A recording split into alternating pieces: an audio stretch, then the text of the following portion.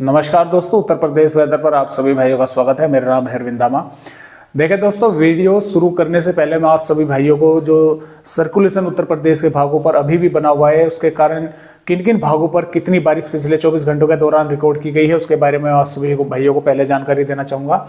देखिए, पूर्वी उत्तर प्रदेश के अंबेडकर नगर पर 49.98 मिलीमीटर बारिश हुई है, अमेठी पर 41.7 और अयोध्या पर 81.7, आजमगढ़ पर 42.3 और बहराइच पर 55.7 और इधर बलरामपुर के भागों पर 60.9 और बाराबंकी के भागों पर 68.3 और बस्ती पर 47.1 और 69.8 हुई है चित्रकूट के भागों पर। और यहाँ पर आगे बढ़े तो 47.7 हुई है गाजीपुर के भागों पर, 55.2 हुई है गोंडा के भागों पर, गोरखपुर पर हुई है 51.2 और आगे अगर हम बढ़े तो 60.7 लखनऊ के भागों पर, 47.7 हुई है महाराजगंज के भागों पर, 70 मिलीमीटर बारिश हुई है प्रतापगढ़ के भागों पर, 47.7 हुई है रायबरेली के भागों पर, 49.5 हुई है संत कबीर नगर के भागों पर, 54.9 हुई है सरबस्ती नगर के भागों पर और 47.3 सिद्धार्थ नगर के भागों पर, 43.4 हुई है सीतापुर के भागों पर और अन्य भागों पर भी कहीं पर 30, कहीं पर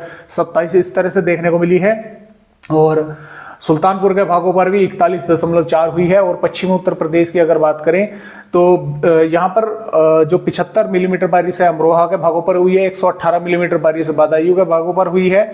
और आगे अगर बढ़ें तो देखिए 94.2 मिलीमीटर बारिश बिजनौर के भागों पर हुई है, 42.5 बुलंदशहर के भागों पर हुई है और 43 मिलीमीटर हापुड़ के भागों पर हुई है। और यहाँ पर देखिए आगे भी बारिश हुई है कई भागों पर, 75.6 मिलीमीटर बारिश हुई है मुरादाबाद के भागों पर, 40.8 सहारनपुर के भागों पर, संभल के भागों पर हुई है 95.5 मिलीमीटर बारिश और अन्य भागों पर भी हुई है, कहीं पर 13, कहीं पर 8।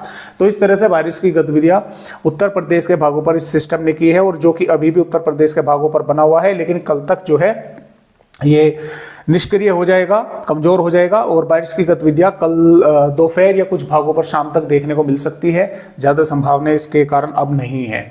और देखिए इसके अलावा दोस्तों ये आंकड़े तो वे थे जो मैंने पैमाने के द्वारा रिकॉर्ड किए गए हैं, इससे अधिक बारिश की गतिविधियां भी कई भागों पर उत्तर प्रदेश के भागों पर इसने सिस्टम ने की है।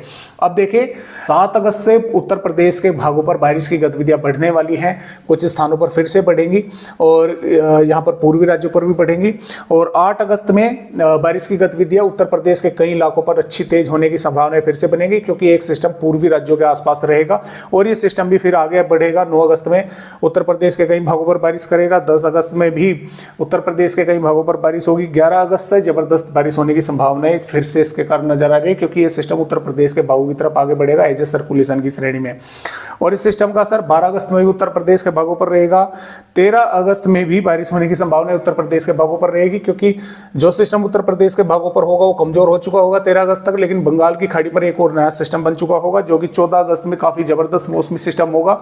इसके कारण उत्तर प्रदेश के भागों पर, उत्तर प्रदेश या दोस्तों पूर्वी मध्य भागों तक बारिश की गतिविधियां बढ़ने की संभावनाएं हैं और एक अरब सागर पर भी सिस्टम होगा।